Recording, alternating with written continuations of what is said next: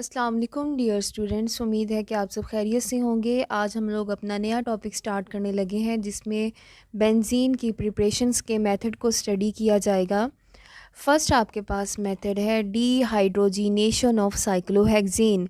Dehydrogenation का मतलब है आपने हाइड्रोजन को यहाँ पे रिमूव करना है। किस में से रिमूव करना है? साइक्लोहेक्सेन में से। साइक्लोहेक्सेन मतलब आपके पास कोई 6 मेंबर्ड कंपाउंड है जो साइक्लिक फॉर्म में मौजूद है।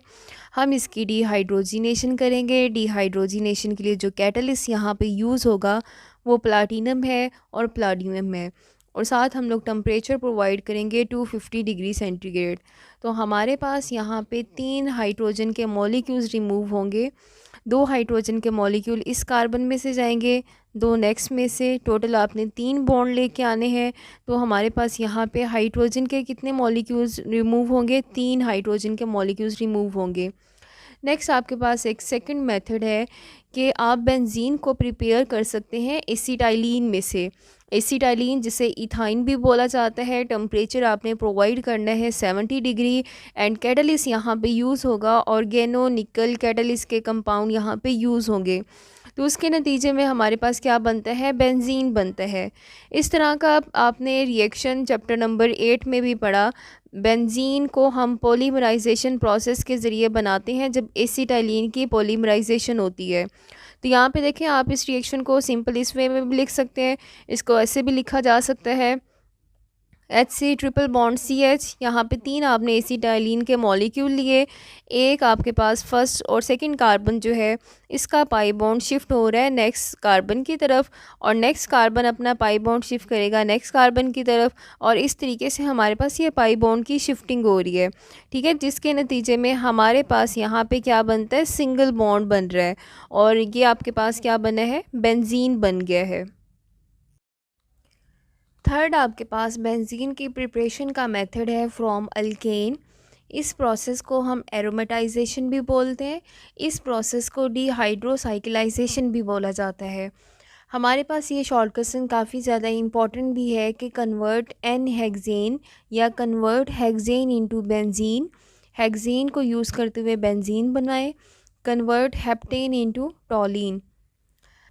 एन हेक्सेन हम लोग यूज़ करेंगे। एन हेक्सेन में से आप इसको इस तरीके से अरेंज कर सकते हैं, बेंजीन रिंग बनाना आसान हो जाएगा। फिर CH3 में से हमारे पास जो फर्स्ट कार्बन है और लास्ट कार्बन है, चूँकि आपने रिंग बनाना है तो इनमें से आपको हाइड्रोजन को रिमूव करना पड़ेगा। एक हाइड्रोजन मॉलिक्यूल जब हम रिमूव करेंगे तो यहाँ पे इनके दरमियान क्या आ जाएगा? आपके पास बॉन्ड बन जाएगा। हम चूँकि बेंजीन के अंदर डबल बॉन्ड 3 मौजूद होते हैं, दोबारा से एक एक हाइड्रोजन यहाँ पे कम कर दें तो हमारे पास यहाँ पे क्या आ जाएगा? डबल बॉन्ड आ जाएगा। ठीक, डबल बॉन्ड जो है वो ऑल्टरनेट होते हैं, डबल सिंगल। फिर उसके बाद आप क्या करेंगे? इस कार्बन से और इस कार्बन से हाइड्रोजन को निकालेंगे। यहाँ से एक H2 का मॉलिक्यूल निकलेगा, यहाँ पे डबल बॉन्ड आ जाएगा। फिर इस पोजीशन को छोड़ के आपने इस कार्बन और इस कार्बन में से एक हाइड्रोजन को निकालना है, तो यहाँ पे भी आपके पास क्या चीज़ आ जाएगी? डबल बॉन्ड आ जाएगा। तो इस तरीके से आपने टोटल 4 H2 के मॉलिक्यूल्स निकाले हैं और आपके पास क्या चीज़ बन गई है? बेंजीन बन गया है। नेक्स्ट है हेप्टेन। हेप्टेन मतलब 7 कार्बन कंपाउंड है, उससे आपने बनाना है टॉलीन। कैसे बनाएंगे? हमारे पास ये जो सेकंड कार्बन है और जो आपके पास लास्ट कार्बन होगा उसमें से आप एक हाइड्रोजन निकालें। जब एक हाइड्रोजन निकालेंगे, मॉलिक्यूल्स निकालेंगे, यहाँ पे H2 और यहाँ पे बॉन्ड बन जाएगा। फिर दोबारा से आपने इस कार्बन में से H और यहाँ से H निकाला तो 2H2 मॉलिक्यूल्स यहाँ से निकलेंगे, एक सिंगल बॉन्ड बनाने के लिए, एक डबल बॉन्ड बनाने के लिए। फिर नेक्स्ट पोजीशन आप छोड़ेंगे, उससे नेक्स्ट पोजीशन में हमारे पास दोबारा से इसी तरीके से हाइड्रोजन को निकालेंगे। एक H2 का मॉलिक्यूल यहाँ से रिमूव होगा। नेक्स्ट दोबारा से इन 2 कार्बन में से हाइड्रोजन को निकालेंगे तो आपके पास क्या चीज़ आ जाएगी? डबल बॉन्ड आ जाएगा। तो टोटल आपने यहाँ पे भी कितने हाइड्रोजन के मॉलिक्यूल्स निकाले हैं? 4 हाइड्रोजन के मॉलिक्यूल्स निकाले हैं। कंडीशन आपके पास सेम वही है। ठीक है, ये कंडीशंस लाजमी है, शॉर्ट क्वेश्चंस में राइट की जाती हैं। कैटलिस्ट के बगैर रिएक्शन पॉसिबल नहीं है, तो कैटलिस्ट को यूज़ करते हुए हम हेक्सेन से बेंजीन और हेप्टेन से टॉलीन इजीली बना सकते हैं। और इस प्रोसेस को बोला जाता है एरोमेटाइजेशन, क्योंकि आप रिंग लेके आ रहे हैं। और डीहाइड्रोसाइक्लाइजेशन भी बोला जाता है, हाइड्रोजन को रिमूव करते हैं तब आपके पास एक साइकिल बनता है। बेंजीन की प्रिपरेशन के लेबॉर्ट्री मेथड लॉन्ग क्वेश्चन में भी रिपीट हुए हैं आपके पास। सबसे पहला मेथड है फ्रॉम सोडियम बेंजोएट। हम सोडियम बेंजोएट से क्या बना सकते हैं, बेंजीन बना सकते हैं। सबसे पहले तो आपको फार्मूला पता होना चाहिए सोडियम बेंजोएट का फार्मूला क्या है। ये आपके पास एक सॉल्ट है किसका, बेंजोइक एसिड का। सॉल्ट कैसे बनाए जाते हैं, बेंजोइक एसिड का फार्मूला है बेंजीन के साथ COOH ग्रुप है तो वो कहलाएंगे बेंजोइक एसिड। अगर आप इसका H को रिप्लेस करके यहाँ पे सोडियम लगा दें या यहाँ पे कोई मेटल लगा दें, सोडियम लगा दें, पोटाशियम लगा दें, तो ये एसिड के क्या बन जाते हैं, सॉल्ट बन जाते हैं। आपने यहाँ पे यूज़ किया है सोडियम बेंजोएट और इसका रिएक्शन आपने करवाया है लाइम के साथ। और नेक्स्ट आपके पास यहाँ पे यूज़ हो रहे हैं NaOH यानी सोडा लाइम का मिक्सचर हम लोग यहाँ पे यूज़ करेंगे। और यहाँ पे होगी डी कार्बोक्सिलेशन का मतलब है रिमूवल ऑफ कार्बन डाइऑक्साइड, तो हमारे पास क्या बनेगा, बेंजीन बन जाएगा। यहाँ पे आपके पास है NaO और यहाँ से आपके पास ये पूरा ग्रुप रिमूव होगा तो ये Na2CO3 बना। और ये जो H है चूँकि आप इस ग्रुप को रिमूव कर रहे हैं तो यहाँ पे कमी होगी, इस कमी को हाइड्रोजन के साथ पूरा करेंगे। हाइड्रोजन यहाँ पे अटैच हो जाएगा और ये पूरा ग्रुप आपके पास सोडियम कार्बोनेट की फॉर्म में रिलीज़ हो जाएगा और साथ में क्या बनेगा, बेंजीन बनेगा। नेक्स्ट मेथड है फ्रॉम फिनोल। फिनोल से भी बना सकते हैं। फिनोल की अगर रिडक्शन कर दी जाए जिंक की प्रेजेंस में, फिनोल को हीट किया जाए जिंक मेटल की प्रेजेंस में, जिंक क्या करेगी, यहाँ से आपके पास ऑक्सीजन लेगी, लेने के बाद बन जाएगा जिंक ऑक्साइड और यहाँ पे हाइड्रोजन बेंजीन रिंग के साथ ही अटैच रहेगा तो ये क्या बन जाएगा, बेंजीन। नेक्स्ट है benzene sulphonic acid. Benzene sulphonic acid का फॉर्मूला आपको आना चाहिए। बेंजीन के साथ SO3H ग्रुप अटैच है तो उसे बोला जाता है सल्फोनिक एसिड ग्रुप। तो ये आपके पास जो कंपाउंड है इसका नाम है बेंजीन सल्फोनिक एसिड। ठीक है, वाटर की एडिशन करवाएं किसकी प्रेजेंस में, एसिड, और साथ में आपने इसको बॉयल भी करना है।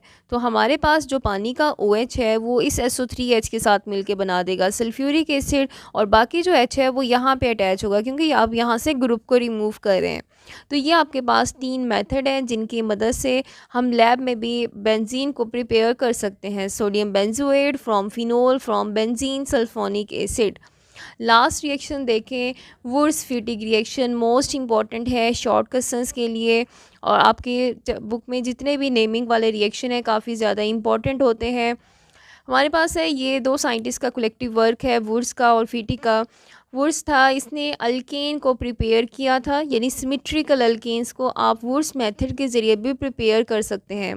और यहाँ पे फीटिक ने क्या किया है, इसने अल्काइल एरोमेटिक हाइड्रोकार्बन्स जो हैं उनको प्रिपेयर किया है।